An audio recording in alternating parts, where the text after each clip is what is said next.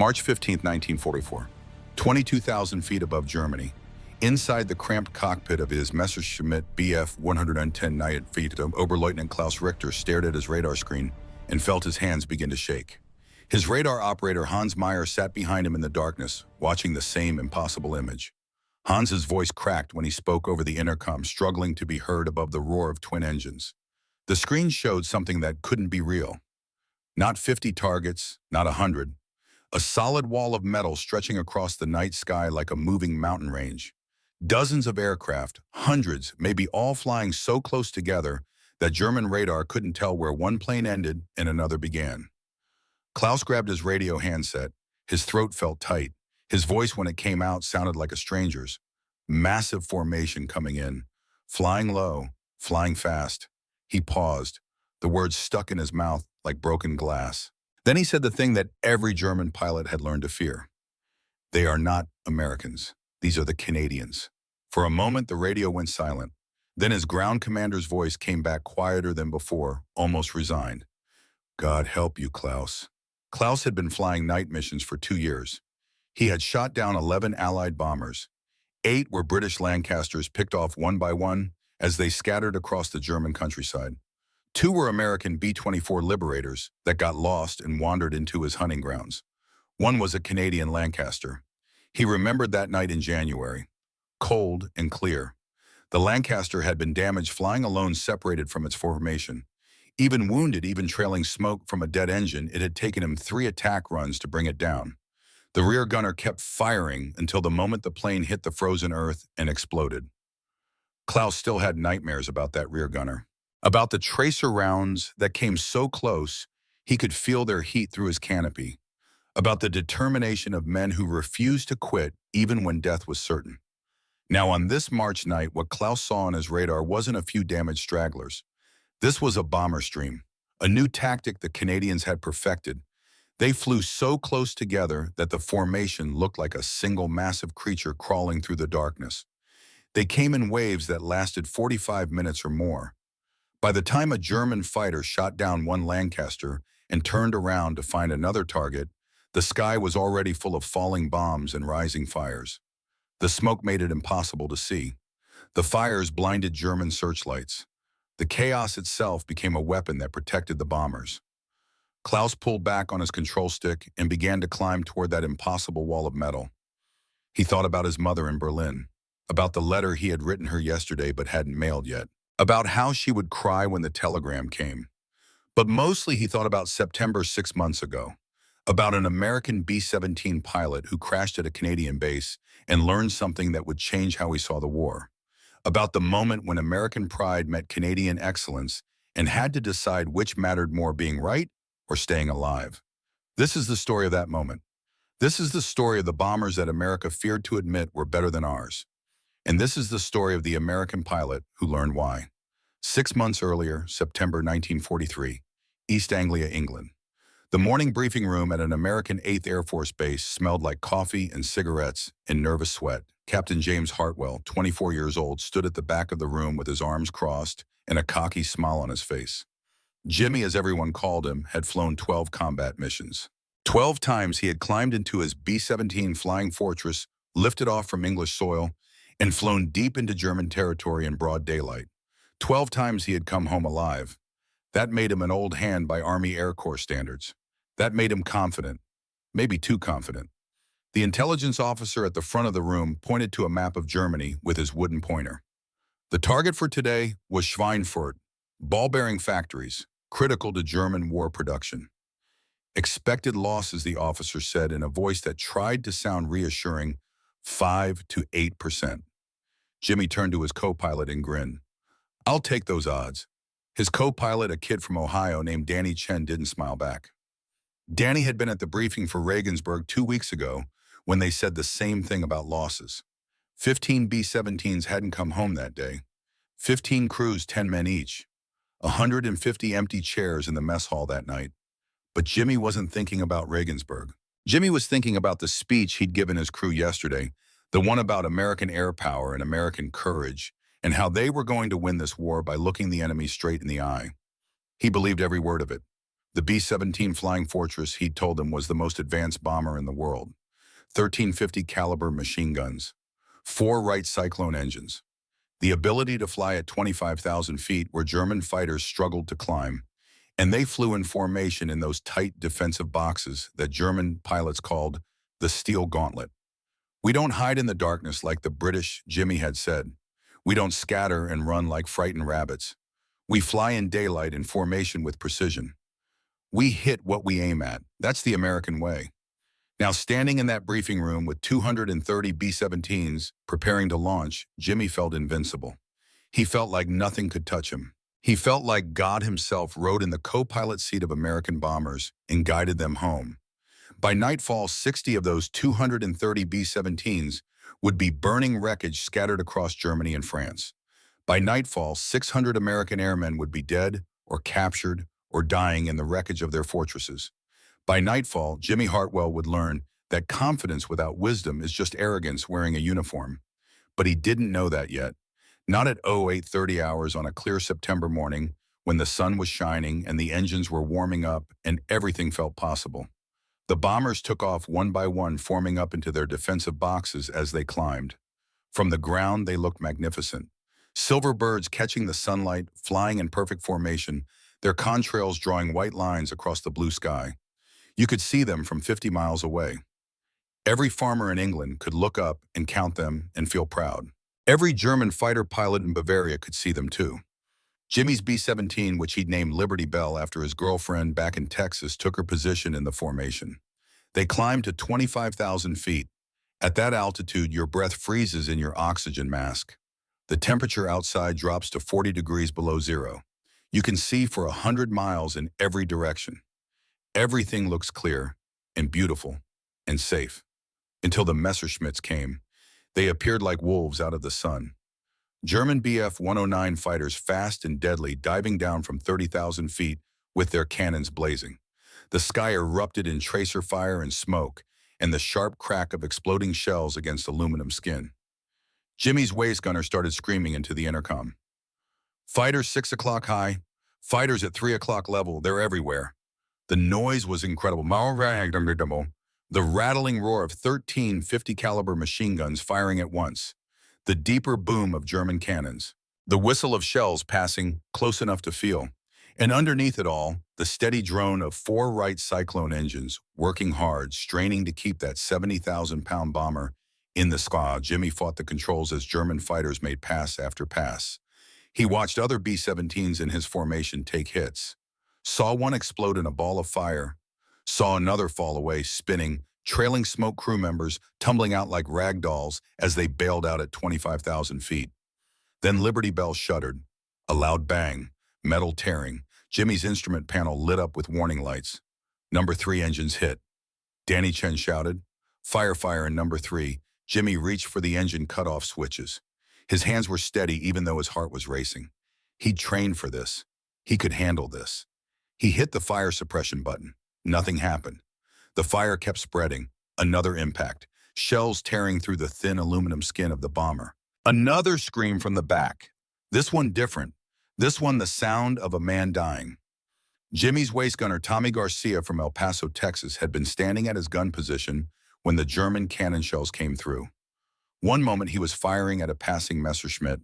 The next moment he was on the floor bleeding, not moving. Tommy Garcia was 22 years old. He had a wife and a baby daughter back in Texas. 2 weeks earlier, he'd shown Jimmy a letter from his wife saying the baby had taken her first steps. Tommy had grinned like a kid on Christmas morning, said he couldn't wait to see her. Now Tommy Garcia's blood sprayed across the inside of Liberty Bell's fuselage. The smell hit Jimmy even through his oxygen mask. Blood and smoke and hot metal and burned coffee because Tommy had been drinking coffee right before the attack started. That smell would stay with Jimmy for the rest of his life. 70 years later, the smell of coffee would sometimes make him remember, and he'd have to step outside until the memory passed. We can't make it home, Danny Chen said. His voice was steady, but his hands shook on the controls. We're losing altitude. Number 3's still on fire and number 2's running rough. We need to land, now. Jimmy scanned the horizon through the smoke. Somewhere below them was England, or France, hard to tell. Everything looked the same from 20,000 feet when you're falling and burning. There, a runway, didn't matter whose, didn't matter where, just a straight line of concrete in a green field. I'm taking her down, Jimmy said. The landing was more like a controlled crash. Landing gear damaged. Hydraulics failing. Liberty Bell hit that runway at 140 miles per hour with her belly scraping concrete and her tail section half torn off. Sparks flew, metal screamed. They skidded 2,000 feet before finally sliding to a stop at an angle that blocked the entire runway. Jimmy sat in the pilot's seat, hands still gripping the controls, breathing hard. His whole body shook. Danny Chen was crying. The rest of the crew was trying to get Tommy Garcia's body out of the waist gun position. Then someone was pulling open the side hatch. British voices. No, not British, Canadian, accents slightly different.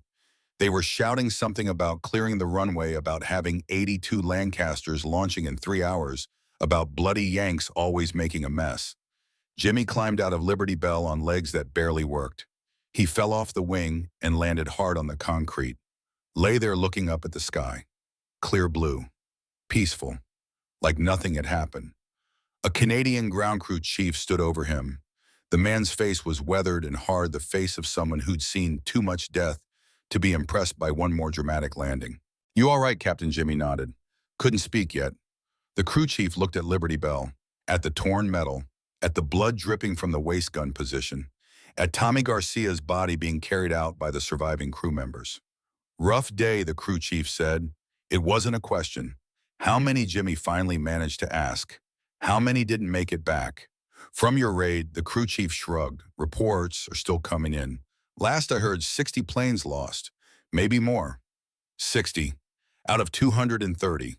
That wasn't 5 to 8%. That was 26%. More than 1 in 4. Those weren't acceptable losses. Those were catastrophic losses.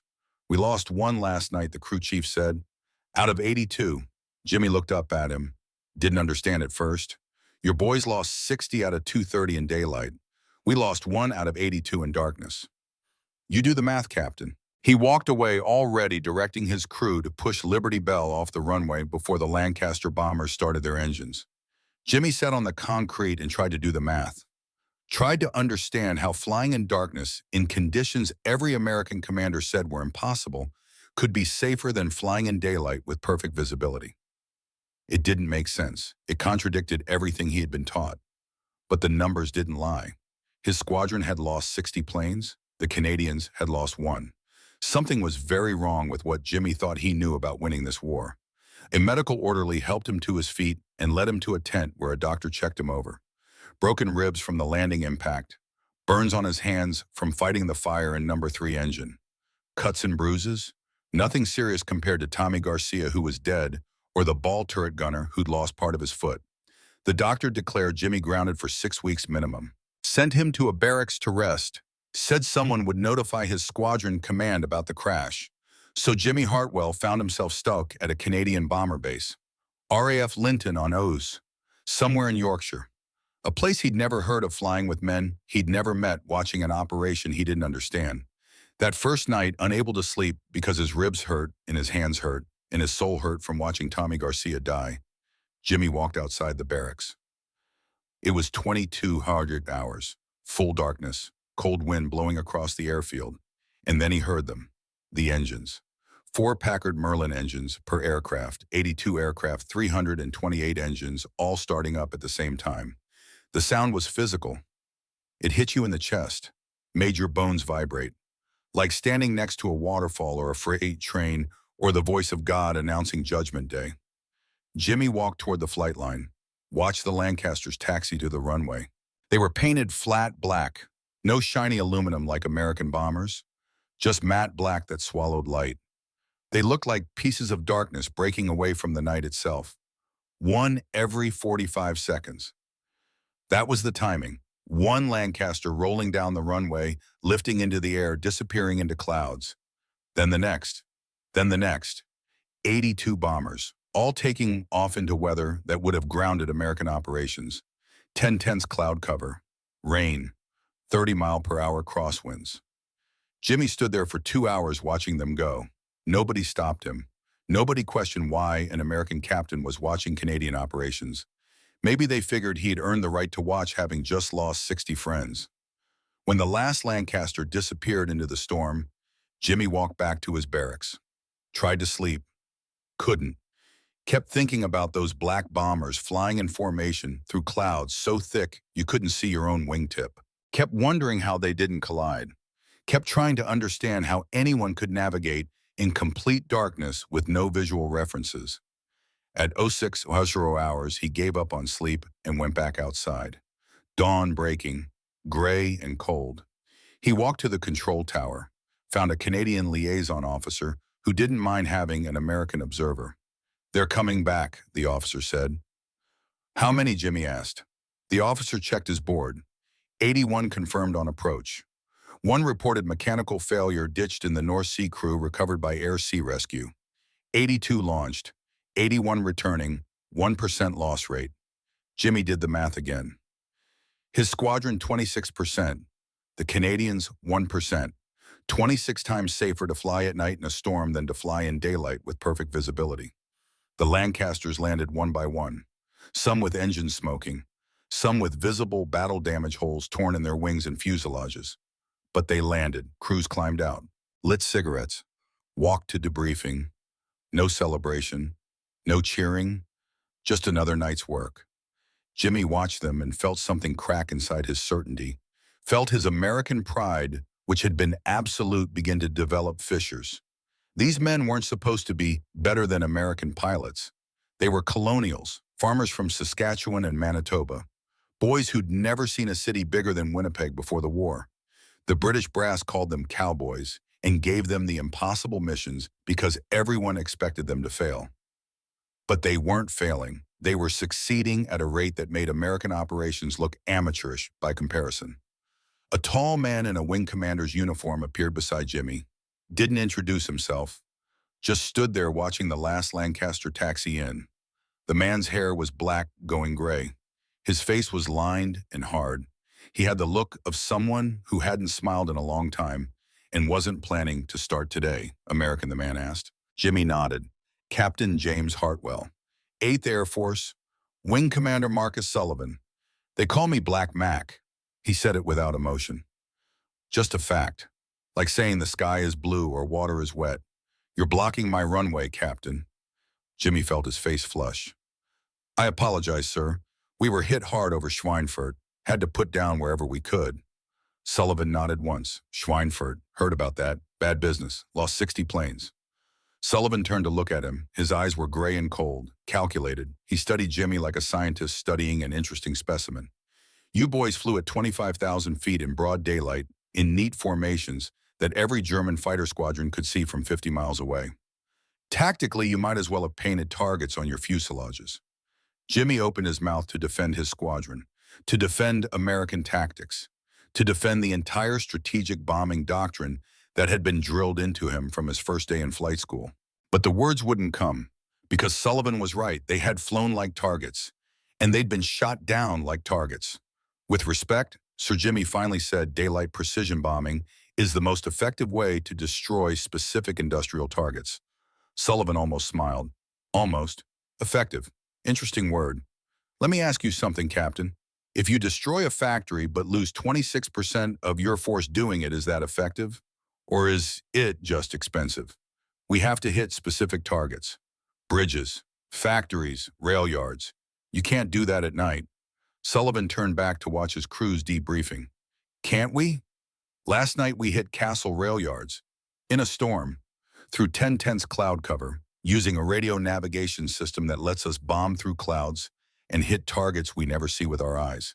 Hit them accurately. And we did it with 1% losses." Jimmy didn't have an answer for that.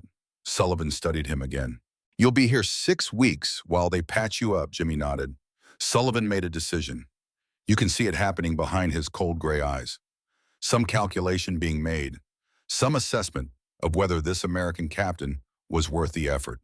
"Watch us work, Captain," Sullivan said. "Watch for 6 weeks. Learn how we do things. Then you can go back to your flying fortresses and your daylight raids and your 26% losses if you want." or you can learn something that might keep you alive. He walked away without waiting for an answer. Jimmy stood there alone on the runway as the sun came up and burned off the morning fog. Around him, Canadian ground crews swarmed over the returned Lancasters, patching holes, replacing engines, getting them ready to fly again tonight. Always tonight, night after night after night. In 6 weeks, Jimmy would make a decision that would change his life. He would request a transfer, would become the only American pilot authorized to fly combat missions with Canadian bomber squadrons, would spend 8 months learning what real air warfare looked like when you stripped away the bravado and the national pride and focused only on what worked. But that was 6 weeks away. Right now, with the sun rising over Yorkshire and the smell of aviation fuel and cigarette smoke drifting across the flight line, Jimmy Hartwell just stood there with broken ribs and burned hands and watched the Canadians prepare to do it all over again.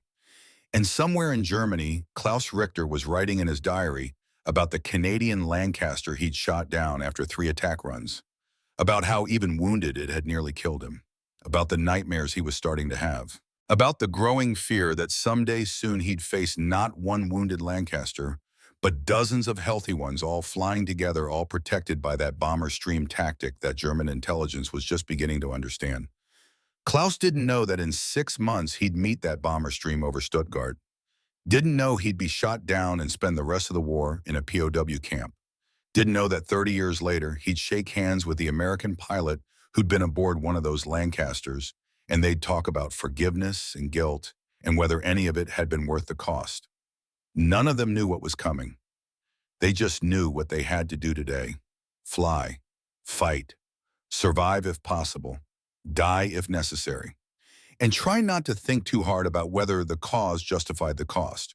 Because once you started asking that question, really asking it deeply and honestly, you might not like the answer. And you still had to keep flying anyway. That was the burden. That was the weight. That was what separated the men who could do this job from the men who couldn't.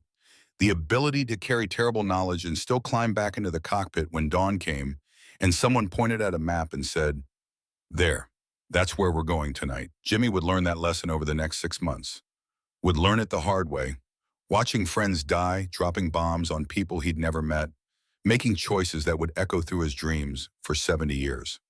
But first he had to learn something simpler, something more fundamental, something that would shake his American certainty down to its foundation. He had to learn that being the best doesn't always mean being the loudest or the proudest or the most confident. Sometimes it means being the quietest, the most disciplined, the most willing to do the job without needing glory or recognition or parades. Sometimes the heroes don't wave your flag. And being man enough to admit that, to learn from them, to honor them, even when it costs you your pride. That's American too. October came to Yorkshire with cold rain and gray skies that never seemed to lift. Jimmy Hartwell spent his days watching the Canadians work and his nights lying awake wondering what he'd gotten himself into. His ribs healed slowly. The burns on his hands turned to scars. But something else was healing too, or maybe breaking, depending on how you looked at it. His certainty, his absolute faith in American methods and American superiority. Every day he watched these quiet Canadian farm boys do things he'd been taught were impossible, and every day another piece of his old beliefs crumbled away.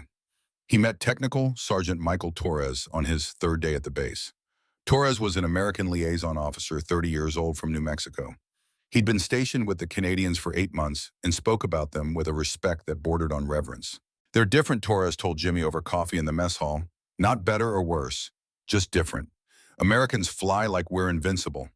British fly like they're trying to prove something. Canadians fly like it's a job that needs doing, and they're going to do it right regardless of what anyone thinks." Torres showed Jimmy the classified statistics. Loss rates over 6 months. American daylight raids averaged 7 to 12% losses depending on the target. British night raids with bombers scattered across the sky averaged 8 to 10%. Canadian bomber stream operations averaged 2 to 4%. "That's impossible," Jimmy said. "You can't fly that close together at night without collisions." Torres shrugged. "Tell that to them. They've been doing it for a year now. Perfected the tactic over Cologne last spring. German fighters don't know how to counter it. By the time they engage one bomber, they're surrounded by 50 more, all with gunners trained on them. It's not a fair fight. But war isn't supposed to be fair. Jimmy spent his days observing. He watched pre-flight briefings where Wing Commander Sullivan laid out missions with the emotional investment of a man reading a grocery list. Target coordinates, expected flak concentrations, weather conditions, German fighter activity, all delivered in that flat, cold voice that never wavered. Sullivan didn't give inspiring speeches, didn't tell his crews they were heroes, or that God was on their side, or that they were fighting for freedom and democracy. He just told them where to go and what to PM and approximately how dangerous it would be. The crews listened, took notes, and went to their aircraft. No cheering, no patriotic songs, just men doing a job. The efficiency of it disturbed Jimmy at first. Where was the passion? Where was the fire Americans went to war with bands playing and flags waving? These Canadians went to war like they were going to harvest wheat, methodical, systematic, relentless. But he began to understand that the lack of emotion was itself a kind of strength. Passion burns out. Enthusiasm fades. But discipline, cold and steady and unbreakable, that lasts. That keeps you flying night after night when every mission might be your last. That lets you climb back into the cockpit after watching your wingman explode because the job isn't finished and someone has to finish it. He watched them prepare their bombers. The ground crews worked with a precision that reminded him of Swiss watchmakers. Every rivet checked, every system tested, every gauge calibrated. Nothing left to chance. The Canadians flew older aircraft than the Americans. Their Lancasters weren't as new or as shiny as the latest B-17s rolling off American assembly lines. But they maintained them better, treated them like the life support systems they were. In his second week, Jimmy was standing near the flight line when a Lancaster crew walked past on their way to their aircraft. The pilot, a young man who looked barely old enough to shave, noticed Jimmy watching. The pilot stopped, extended his hand. Flight Lieutenant David Cole. Jimmy shook it. Captain James Hartwell, American 8th Air Force. Cole smiled. It was a gentle smile, the kind that made you trust someone immediately. I know. You're the one who blocked our runway. No hard feelings. War's chaotic. Things happen. Cole's crew gathered around. The rear gunner, a stocky kid with a farmer's build and calloused hands, introduced himself as Tommy Reed. From Manitoba, he said. Used to hunt moose in the dark. This is easier. Moose don't shoot back. The navigator, Peter Walsh, was older, maybe 25. Had the careful, precise manner of a mathematics teacher, which is what he'd been before the war. The bomb aimer, the flight engineer, the radio operator, all of them young, all of them carrying themselves with a quiet competence that Jimmy found both impressive and slightly intimidating. Cole gestured toward their Lancaster. Northern Star, he said, 68 missions so far. She's been good to us, hasn't let us down yet. 68 missions. Jimmy tried to imagine flying 68 combat missions. He'd flown 13 counting the Schweinfurt disaster and felt like an old man. You ever been inside a Lancaster? Cole asked. Jimmy shook his head. Come on, I'll show you. The interior of a Lancaster was different from a B-17. Narrower, more cramped, darker. The pilot sat high in the nose, surrounded by instruments that glowed green in the darkness. The bomb aimer lay in the nose below and forward of the pilot, staring down through a clear panel at the ground 7 miles below. The navigator worked in a tiny curtained alcove hunched over maps and calculations by the light of a single dim bulb. The rear gunner's position made Jimmy's skin crawl. Tommy Reed had to crawl backward through the fuselage, squeeze through a tiny opening, and lock himself into a plexiglass turret with 2 machine guns and no armor plating between him and eternity. If the aircraft was hit and went down, the rear gunner had maybe 5 seconds to rotate his turret crawl back through that tiny opening and reach a parachute. Most didn't make it. You sit back here for how long? Jimmy asked. Tommy shrugged. 4 hours, 6. However long the mission takes, gets cold. Feet go numb. But the view's incredible. You can see the whole sky. See the fighters coming before anyone else. It's my job to keep them off us. He said it like it was nothing. Like volunteering to be the most exposed, most vulnerable, most likely to die member of the crew was just another job that needed doing. Cole showed Jimmy the bomb bay, showed him how a Lancaster could carry 22,000 pounds of bombs, almost 3 times what a B-17 could manage. Showed him the fuel tanks, the oxygen system, the intricate network of cables and wires, and hydraulic lines that kept the bomber flying. She's a good aircraft, Cole said, patting the fuselage like you'd pat a horse. Reliable, tough. Brings us home when by all rights we should be dead. I pray for her every night. Thank God for the men who built her. Ask him to keep her flying one more mission. You're religious, Jimmy asked. Cole nodded. My father's a pastor, Baptist church in Saskatchewan. Population of the town, 342. I grew up believing God watches over us. Used to think that meant he'd protect me. Now I think it means he'll forgive me for what I have to do. There's a difference. They stood there in the cold morning air. Two pilots from different countries, different cultures, different air forces, both trying to make sense of a war that made less sense the longer you fought it. Do you ever wonder, Jimmy asked, if what we're doing is right? Cole was quiet for a long moment, watching his crew finish their pre-flight checks. When he finally spoke, his voice was soft.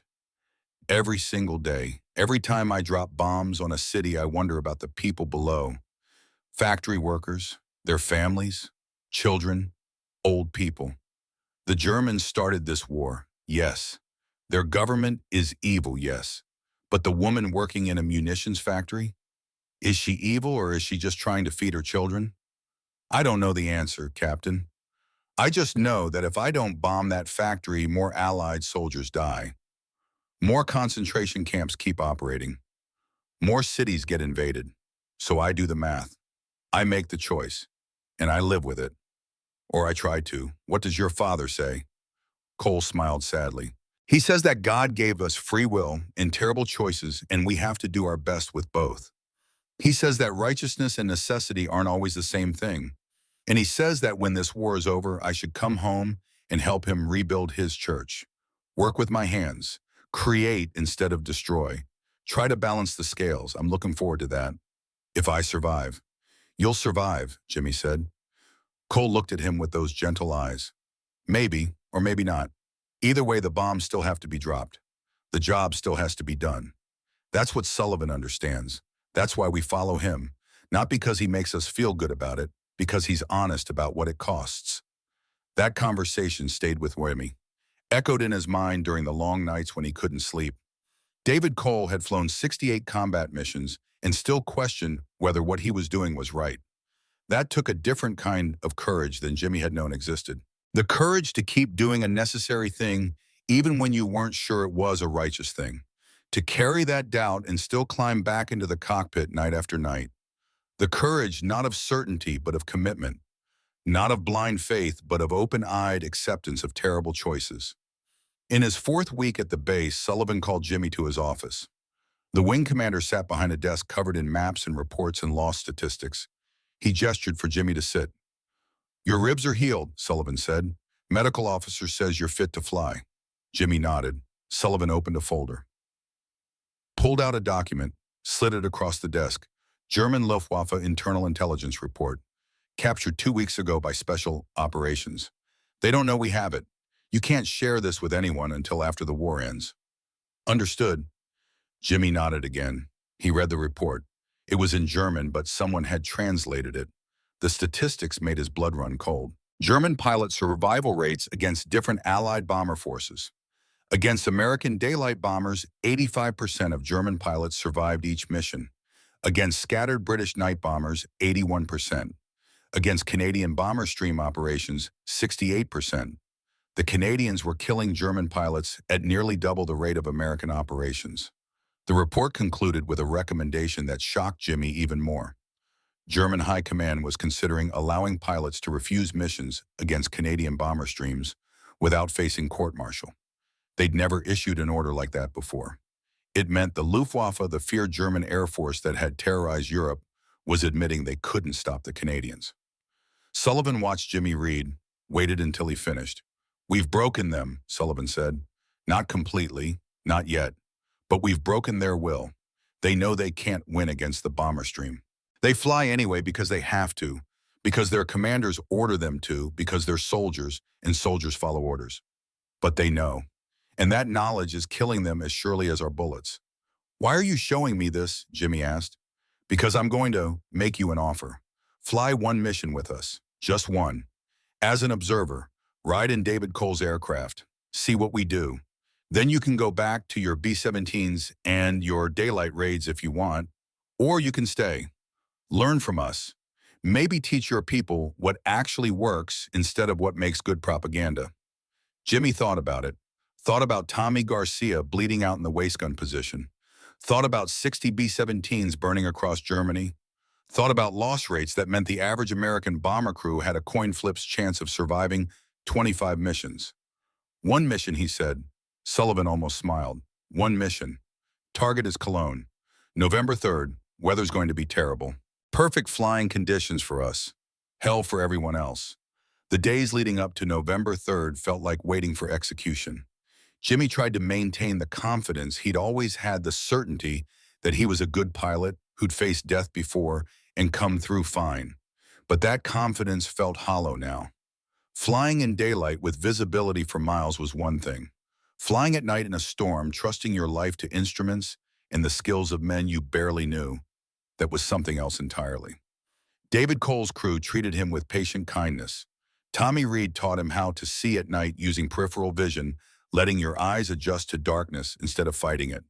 Walsh showed him the GH navigation system, explaining the mathematics of radio triangulation with the enthusiasm of a professor who'd found an interested student. Cole himself spent hours talking to Jimmy about instrument flying, about trusting the gauges, even when your body screamed that they were wrong. The hardest lesson was about trust. In a B-17, each position was isolated.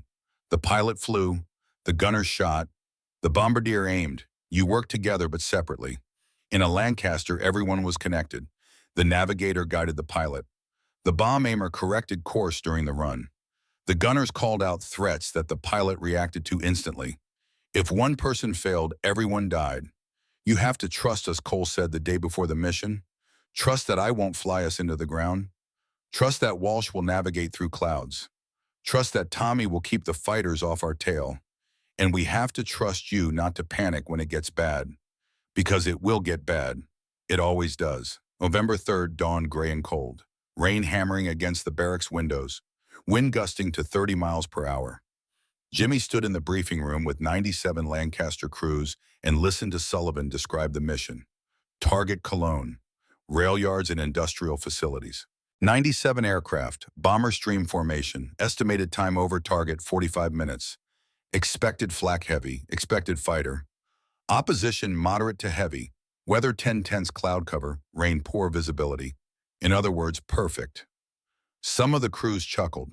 Dark humor, the kind you develop when you fly into hell every night and somehow keep coming back. Sullivan's eyes found Jimmy in the crowd, held his gaze for a moment, then moved on. Gentlemen, Sullivan said the British want us to cancel due to weather. I informed them that Canadians fly in weather that keeps ducks on the ground. We launch at 1800 hours. Dismissed. The crews filed out. Jimmy felt his heart pounding, felt sweat on his palms despite the cold. This was real. This was happening. In 6 hours, he'd be in the air over Germany with no visibility and no way to see what was trying to kill him. Cole found him outside the briefing room, put a hand on his shoulder. You'll be fine, Cole said. We've done this 97 times. Tonight will be 98, then 99, then 100. One mission at a time, that's all we can control. What if something goes wrong?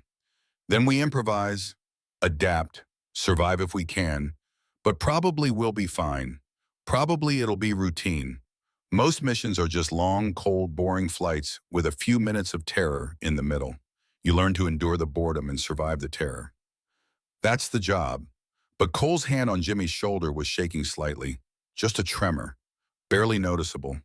And Jimmy understood Cole was scared too, had been scared for all 97 missions, would be scared for every mission after. The difference was that Cole flew anyway.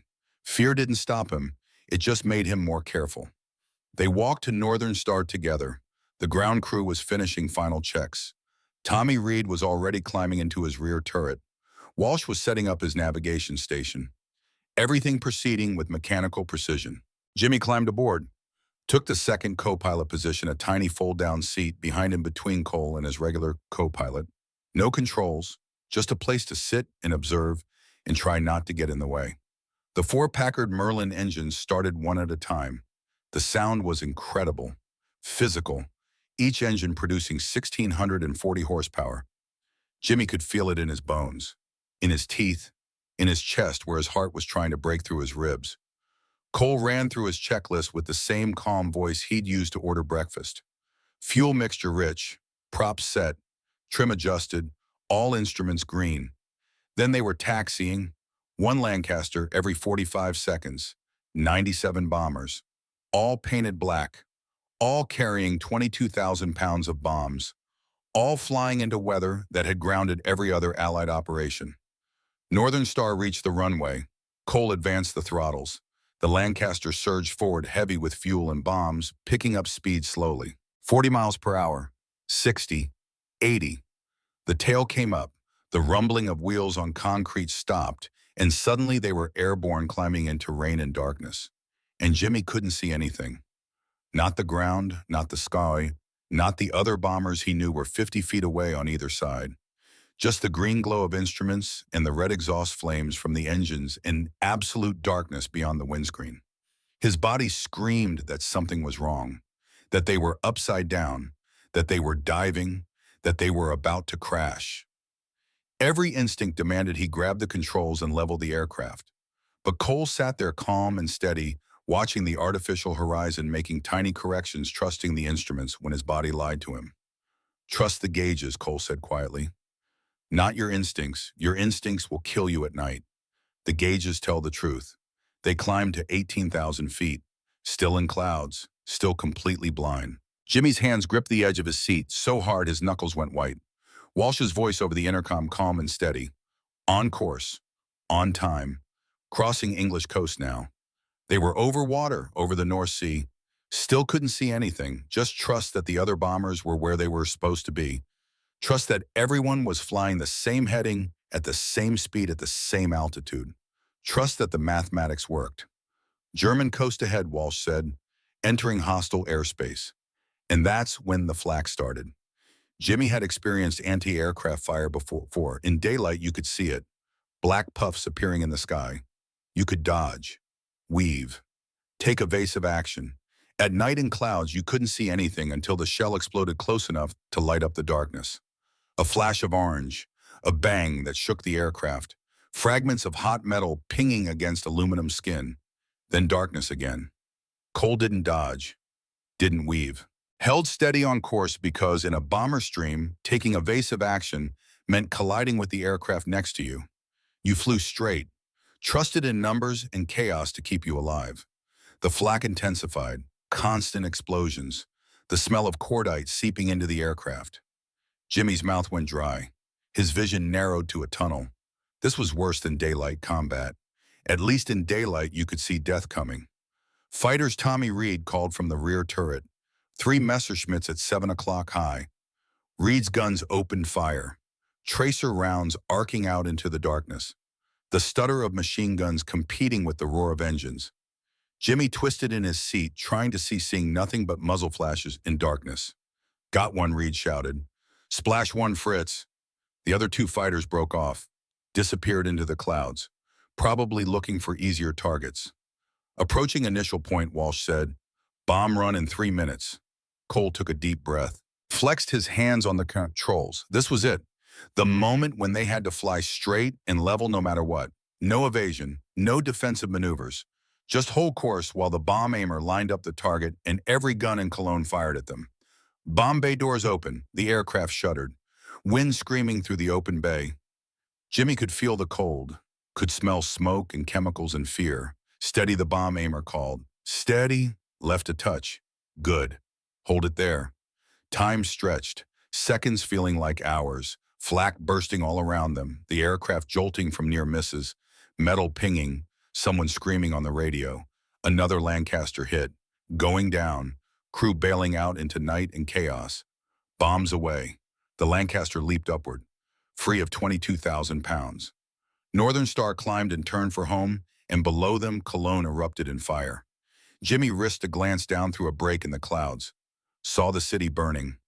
Fire spreading block by block. Secondary explosions, smoke rising thousands of feet, and more Lancasters coming behind them. Wave after wave. The bomber stream pouring death onto the city below. It was horrific. It was beautiful. It was the most terrible thing Jimmy had ever seen, and he couldn't look away. They flew home in silence, each man alone with his thoughts, with what they'd done, with what they'd witnessed. Northern Star landed at 02:30 hours. 97 Lancasters had launched. 96 came home. One had been shot down over Cologne. 7 men dead. Jimmy climbed out of the aircraft on shaking legs, stood on solid ground and wanted to kiss it, wanted to laugh or cry or scream, wanted to never fly again. Cole walked over, lit a cigarette with hands that trembled slightly. Well, Jimmy couldn't find words at first. Finally managed, "How do you do that every night?" Cole took a long drag on his cigarette, blew smoke into the cold morning air. "One mission at a time," he said. "That's the only way. Think about tonight's mission. Don't think about tomorrow's. Don't think about the next 100, just tonight. And you trust your crew, and trust your aircraft, and trust that most of the time the odds favor survival. Most of the time. But not always. No, not always. But what choice do we have? The war doesn't stop because we're tired or scared. The Germans don't surrender because we've had enough, so we fly. We drop our bombs. We come home if we can, and we try to remember that we're the good guys, that what we're destroying is evil, that the cost, terrible as it is less than the cost of letting Hitler win." Do you believe that Cole looked at him with those gentle eyes? Most days, yes. Some days, no. But I fly anyway. That's the real test, isn't it?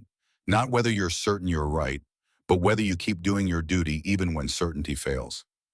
Jimmy spent that night and the next day and the next week thinking about what Cole had said, about duty and certainty, about necessary evil and impossible choices, about men who fly into darkness night after night, not because they're sure they're heroes, but because someone has to and they've been chosen to do it.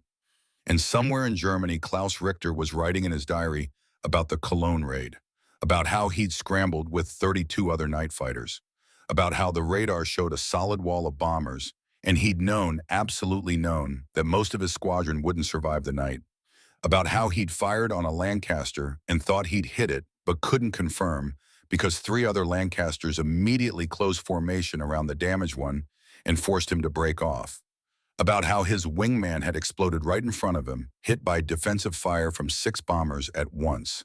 Klaus wrote, "They don't fly like individuals.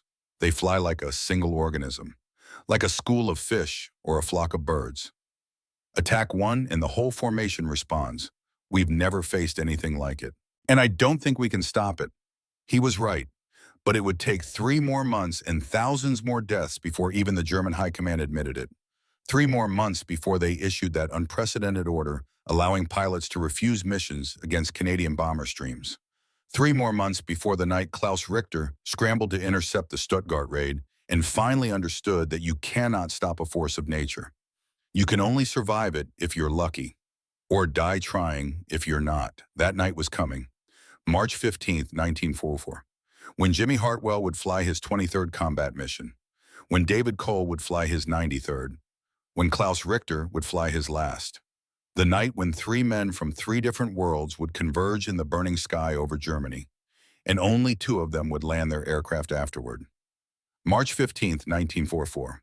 The briefing room at RAF Linton on Ouse held 371 Lancaster crews, the largest gathering of Canadian bomber force in history. Jimmy Hartwell stood at the back and watched Wing Commander Marcus Sullivan step to the podium. 5 months had passed since that first mission over Cologne. 5 months during which Jimmy had flown 22 more combat missions with various Canadian squadrons. 23 total now. He'd watched bombers explode. He'd helped pull wounded crews from crashed aircraft. He'd learned what it meant to fly night after night into darkness, knowing that statistics said your luck would eventually run out. He was a different man than the cocky B-17 pilot who'd crashed here last September. Quieter, harder, less certain about everything except this: the Canadians had figured out something the rest of the Allies hadn't. They'd found a way to win at an acceptable cost. And tonight they were going to prove it on a scale no one had attempted before. Sullivan looked out at the assembled crews. His face was gray with exhaustion, dark circles under his eyes. He hadn't slept well in months, maybe years. The weight of sending thousands of young men to D showed in every line of his face. Gentlemen, Sullivan began, his voice flat and cold as always. Target tonight is Stuttgart, Germany's automotive manufacturing center. Makes engines for tanks, trucks, aircraft. Critical to their war effort. We're going to destroy it. Full of it. In one night. He gestured to the map behind him. 371 Lancasters. Largest bomber stream ever attempted. Will arrive over target in 3 waves across 52 minutes. First wave drops target markers.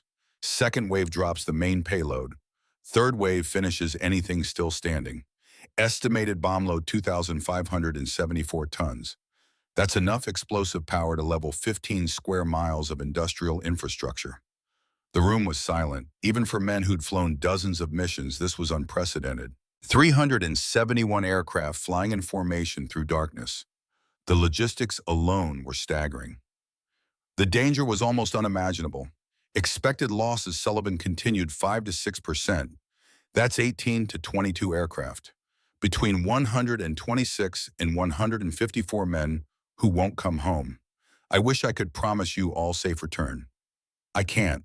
All I can promise is that if we succeed tonight, we shorten this war. Maybe by weeks, maybe by months.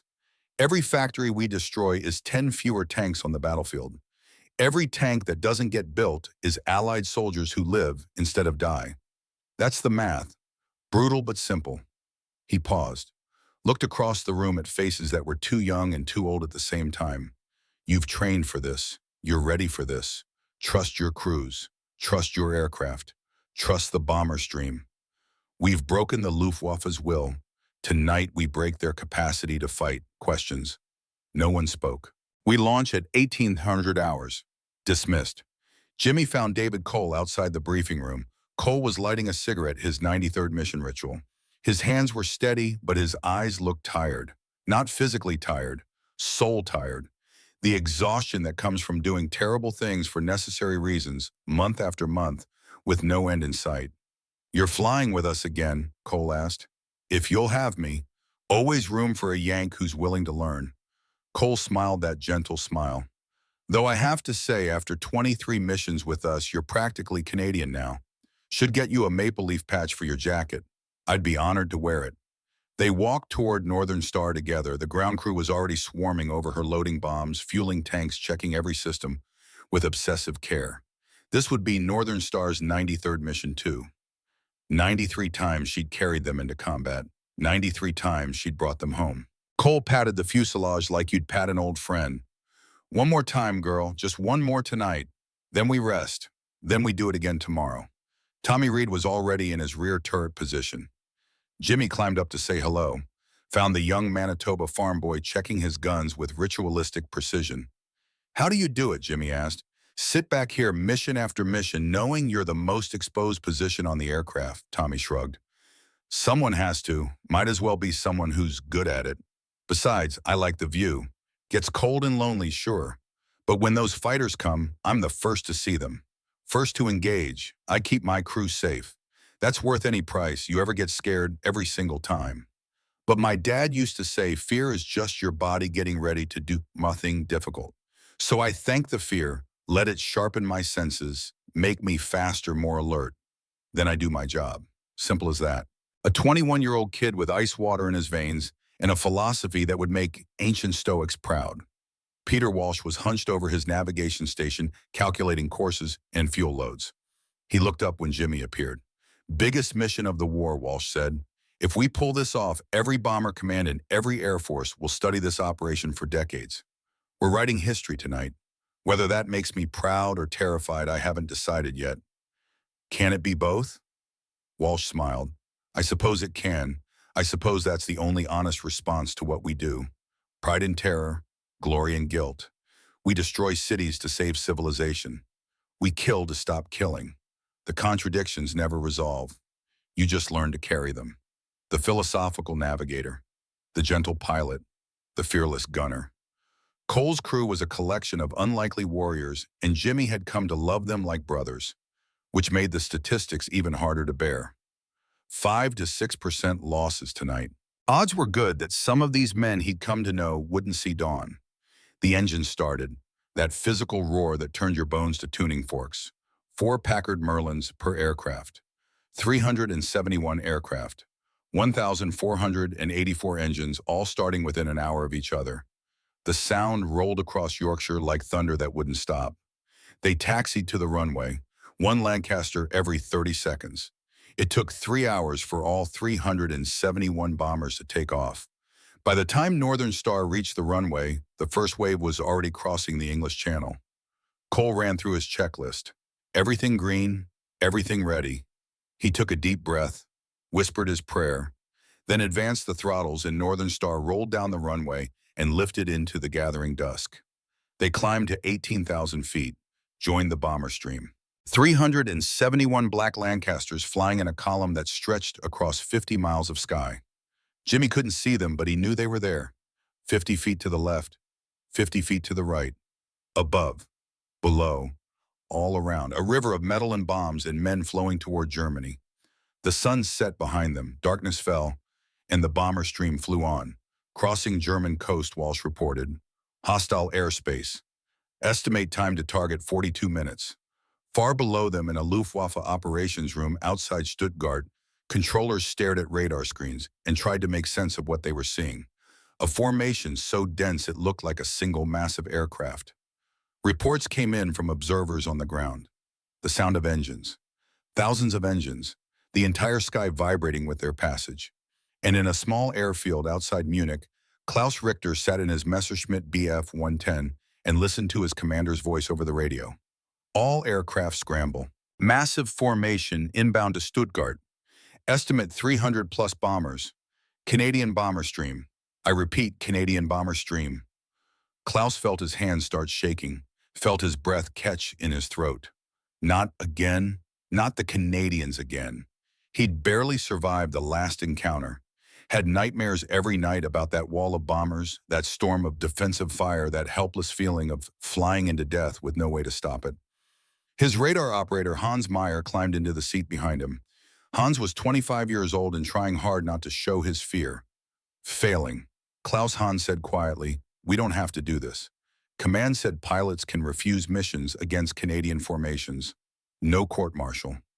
We could say the engines won't start, say the radar is broken, say anything." Klaus was tempted, so tempted, to just sit there and let this nightmare pass, to survive one more night, to maybe live through this war and see his mother again. But his wingmen were taking off. His squadron mates, boys he'd flown with for 2 years. If they were going up, how could he stay down? What kind of man refused to fly when his brothers were flying? He started the engines, taxied to the runway, took off into darkness. They climbed toward the bomber stream. Klaus's radar showed it clearly now. Not a formation, a wall, a solid barrier of aircraft stretching from horizon to horizon. He'd never seen anything like it. Never imagined anything like it was possible. "How do we fight that?" Hans whispered. "We don't," Klaus said. "We just try to survive it." They approached the stream from above and behind. Klaus picked a target, a single Lancaster slightly separated from the others. Maybe damaged, maybe just unlucky. He dove. His cannons opened fire, tracer rounds lighting up the darkness. He saw hits, saw pieces flying off the Lancaster, saw flame from an engine. But before he could confirm the kill, the sky erupted in defensive fire. Not from one bomber, from 5. From 10. Tracer rounds from every direction. The Lancasters hadn't scattered. They'd closed formation around the damaged one, turned the entire section of the bomber stream into a fortress of interlocking fire. Klaus felt impacts on his aircraft. Port engine hit, oil pressure dropping, temperature rising. He tried to break off, but more fire converged on him. The Canadians weren't just defending themselves. They were hunting him. "We're hit!" Hans screamed. "Port engine on fire. We have to bail out." Klaus fought the controls. The Messerschmitt was spinning, going down. He could smell smoke, could feel heat from the engine fire spreading. "Eject," he shouted. "Eject now." They blew the canopy. Cold air screamed into the cockpit. Hans went first, tumbling into darkness. Klaus grabbed his own ejection handles and pulled. The seat kicked him out into the night sky. Wind tearing at him, temperature 40 below zero. He pulled his ripcord and the parachute snapped open, and suddenly he was floating, drifting down through darkness, watching his fighter plane spiral toward the ground trailing fire. He looked up, saw the bomber stream passing overhead, saw the red glow of hundreds of engines, heard the thunder of thousands of horsepower. It looked like the sky itself was on fire, like the apocalypse it was flying overhead and he was falling through it into hell. He landed in rubble, in what used to be a neighborhood in Stuttgart. The first wave of bombers had already passed. Buildings were burning, people screaming, fire spreading block by block. Klaus stumbled through smoke and flames, found a woman and her two children dead in a basement shelter, killed by the collapse of their building, or maybe by the shock wave from a near miss. He'd never know, would never need to know. The only thing that mattered was that they were dead, and he'd been trying to stop it, and he'd failed. He sat down in the rubble next to their bodies and watched Stuttgart burn around him, watched wave after wave of Canadian Lancasters fly overhead, dropping their bombs. 52 minutes of continuous bombing, the earth shaking, the air filled with smoke and dust and the smell of explosives and burning wood and death. And Klaus Richter understood something in that moment, understood it with a clarity that would stay with him for the rest of his life. You cannot stop a force of nature.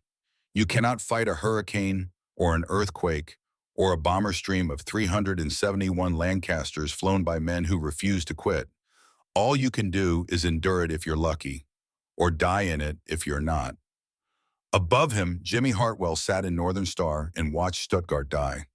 They were in the second wave, flying straight and level on the bomb run. Walsh calling corrections, the bomb aimer lining up the target, flak bursting all around them, but Cole holding steady, trusting the bomber stream, trusting that numbers and chaos would keep them alive. Bombs away. Northern Star jumped upward, free of her deadly cargo, and below, Stuttgart erupted. Jimmy saw it clearly, fires spreading, buildings collapsing, industrial complexes exploding in chains of secondary detonations, a city dying beneath him. He thought about the people down there, factory workers, their families, old people, children, all the German equivalents of Tommy Garcia and David Cole and everyone Jimmy had ever known. People who probably didn't want this war any more than he did, but were trapped in it anyway. People who were dying because their government had started something it couldn't finish, and now everyone had to pay the price. Northern Star turned for home, climbed above the smoke, joined the stream of bombers heading back to England. Behind them, Stuttgart burned with fires that would burn for 3 days. They landed at 02:45 hours.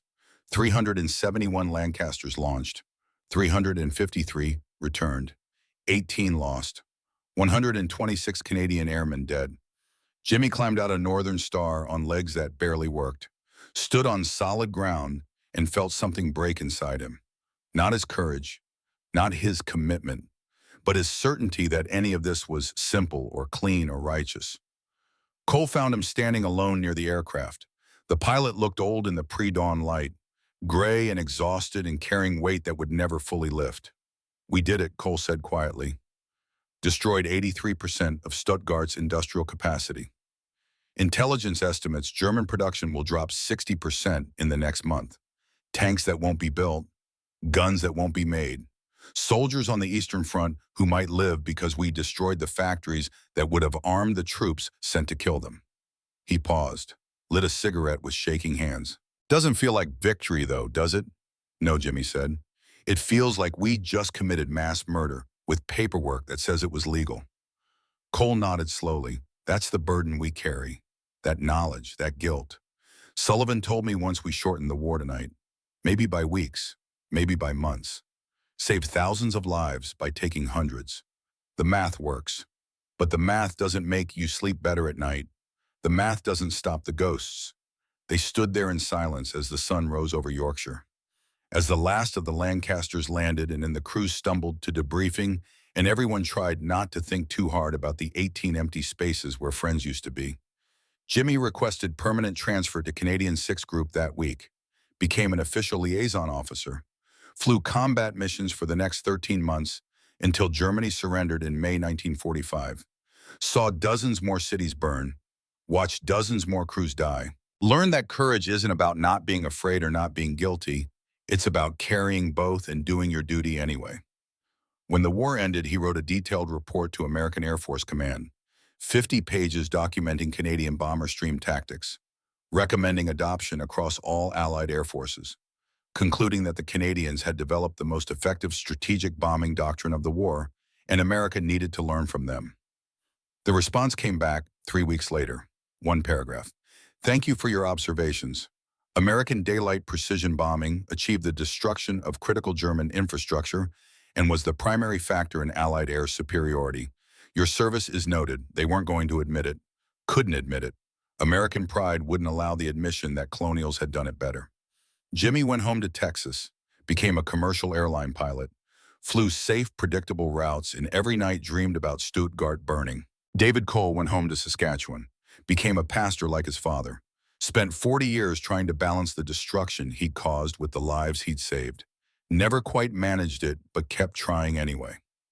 Marcus Sullivan retired to a farm in Ontario, refused interviews, refused honors, lived quietly until his death in 1967. Most of Canada never knew his name. And Klaus Richter spent 18 months in a POW camp and then went home to a destroyed Germany and became a teacher. Spent 30 years trying to make sense of what men do to each other in war, trying to forgive himself for fighting for evil, even though he hadn't known it was evil at the time, trying to understand if following orders was a defense or just an excuse. 30 years passed. The world moved on. The war became history. The men who'd fought it became old. And the stories got buried under other stories until almost everyone forgot. Almost. In 1970, the Royal Air Force Museum in Hendon, England, dedicated a Lancaster Mech-X exhibit, one of the actual bombers from the war restored and preserved. They invited veterans to the ceremony. Jimmy Hartwell came. He was 54 years old now, gray hair, lines in his face, still flying for Pan Am, but thinking about retirement. He stood in front of that Lancaster and remembered everything: the cold, the darkness, the fear, the fire, the men who'd died, the men who'd survived but carried scars that never showed. He was standing there lost in memory when someone spoke behind him with a German accent. Captain Hartwell. Jimmy turned, saw a man about his age, gray hair, scarred hands, eyes that had seen too much and remembered everything. I read your book, the man said. The Black Stream. Very accurate account. I was there that night. Stuttgart, March 15th, 1944.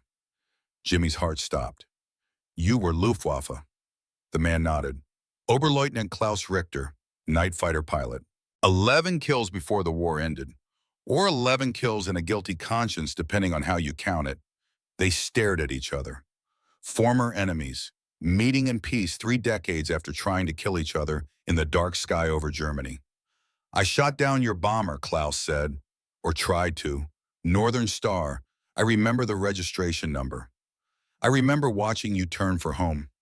I remember being glad you made it because by then I was falling through the sky and watching my fighter burn and thinking at least someone would survive this madness. Jimmy found his voice. You bailed out over Stuttgart. Klaus nodded. Landed in the rubble. Watched the city burn. Found a woman and 2 children dead in a basement.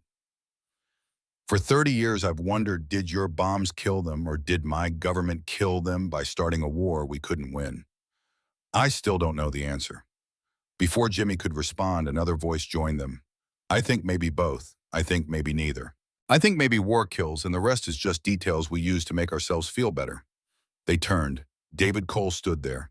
Older now, 62, retired from his church, but still with those gentle eyes that had seen hell and chosen forgiveness anyway. Jimmy introduced them. Klaus, this is Flight Lieutenant David Cole, pilot of Northern Star, the man who brought me home 23 times. Klaus extended his hand slowly. You're the Lancaster I couldn't shoot down. January 1944. Over Hamburg. I attacked you 3 times. Cole took his hand, shook it firmly. I remember you hit our number 2 engine. We made it home on 3. Your aim was good. Our engineer was better. I tried to kill you and I tried to kill you, Cole said it gently, without accusation, just stating fact. We were soldiers, following orders, doing our duty, but that's over now. We're not soldiers anymore. We're just old men trying to make peace with what we did when we were young.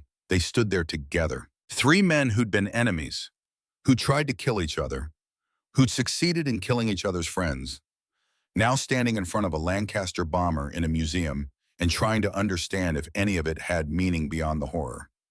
I need to ask you something, Klaus said. Both of you. Was it worth it? The bombing? The destruction?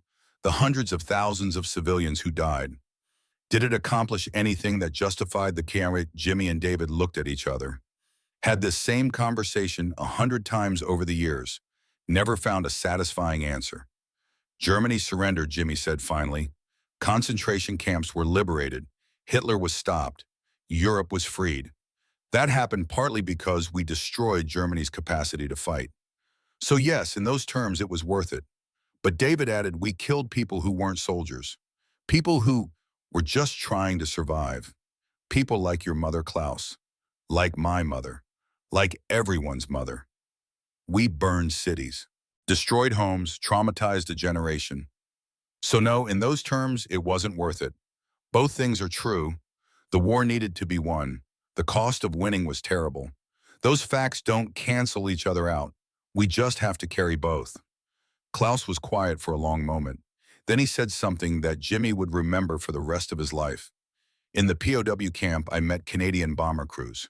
Guards, men who'd been wounded and grounded. We talked. They told me about their farms, their families, their hopes for after the war. They were kind to us, shared cigarettes, shared food, treated us like human beings even though we'd been trying to kill them weeks before. I asked one of them why. Why be kind to your enemy? And he said the war made us enemies. Peace makes us neighbors. I get to choose which one matters more. David smiled. That sounds like a Canadian.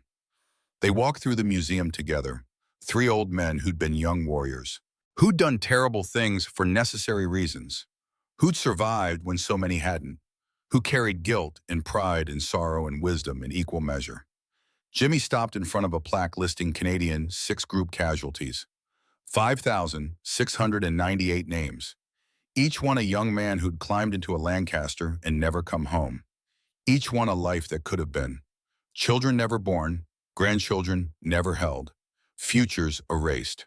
This is why I wrote the book, Jimmy said. Why I've spent 30 years trying to tell this story. Not because the Canadians were better than Americans or British or anyone else, but because they did a job that needed doing, and they did it well, and they paid a terrible price and then everyone forgot. They deserve better than that. They deserve the truth. What is the truth, Klaus asked. That war is horror, David said. That victory comes at a cost that echoes through generations. That the men who fight wars are just men doing their best with impossible choices. That courage isn't about being fearless or certain. It's about doing your duty while carrying doubt and guilt and sorrow. And that forgiveness, real forgiveness, starts with admitting that your enemy was human too. They stood there in silence, 30 years of nightmares and guilt and survivor's remorse hanging between them. But also something else, understanding, empathy, the recognition that they had all been trapped in the same machinery of war, and they had all done what they thought was right at the time, and they all had to live with the consequences.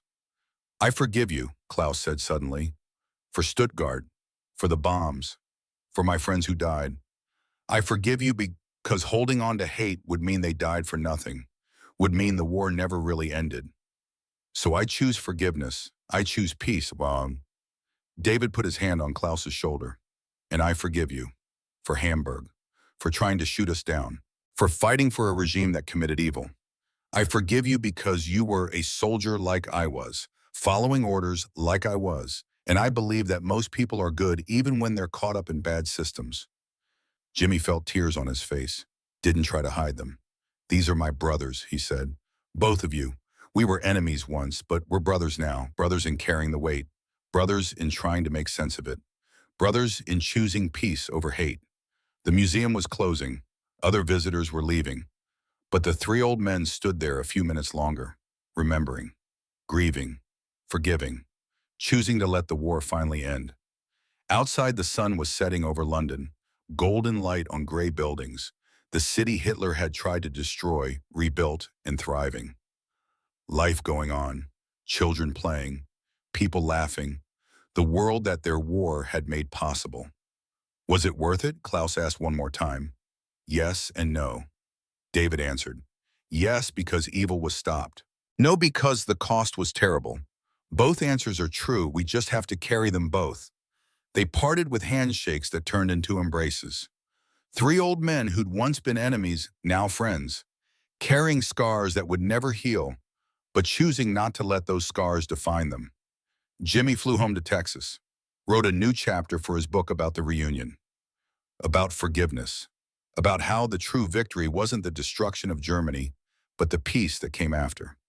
The choice to build instead of destroy, to forgive instead of hate. David went back to Saskatchewan, preached a sermon about reconciliation that made half his congregation cry, talked about meeting the enemy and finding a brother, about how God's grace is big enough to cover even the horrors of war. Klaus went back to Germany, kept teaching, kept trying to help the next generation understand what their grandparents had done and why it must never happen again. Kept choosing peace every single day until he died in 2009 at age 83. The Lancaster in the museum still stands today, a memorial to the 5,698 Canadian airmen who died, to the tens of thousands who survived but carried scars, to the tactical brilliance that changed how wars are fought, to the moral complexity that changed how wars are understood. If you visit that museum, there's a plaque now, added in 2010. It quotes something David Cole said in his last interview before he died. We flew into darkness because our nations asked us to. We destroyed an evil, but we also destroyed parts of ourselves. History will debate if we were heroes or war criminals. I believe we were neither. We were young men doing an impossible job in impossible times. Remember us not for the bombs we dropped, but for the peace we chose afterward. The Black Stream flew into history and changed the world, not just through the bombs it dropped or the factories it destroyed or the war it shortened, but through the lesson it taught about courage and doubt about victory and guilt about enemies and brothers. Sometimes the most dangerous weapon is not the newest technology or the biggest bomb. Sometimes it's just determination, discipline, trust, the willingness to do terrible things for necessary reasons, and then carry the weight of those things for the rest of your life. The Canadians proved that. Jimmy learned it. Klaus survived it. David lived it. And now you know it too. The story that was buried. The truth that was forgotten. The men who flew into darkness and changed how we fight wars and make peace. Remember them, honor them, learn from them. Not just the tactical lessons about concentration of force and overwhelming firepower, but the moral lessons about duty and doubt, about victory and guilt, about doing your best with impossible choices and then choosing forgiveness afterward. That's the real legacy of the Black Stream. That's the story that matters. That's the truth that endures. They were just farm boys from Saskatchewan and Manitoba. Just quiet men who did a job that needed doing. Just soldiers who became warriors, who became peacemakers. Just heroes who never wanted to be called heroes, but earned the title anyway through courage and sacrifice, and the wisdom to know that winning the war was only half the battle. The other half was winning the peace, in their own hearts, with their former enemies, with themselves, and in the end that victory might have been the hardest one of all.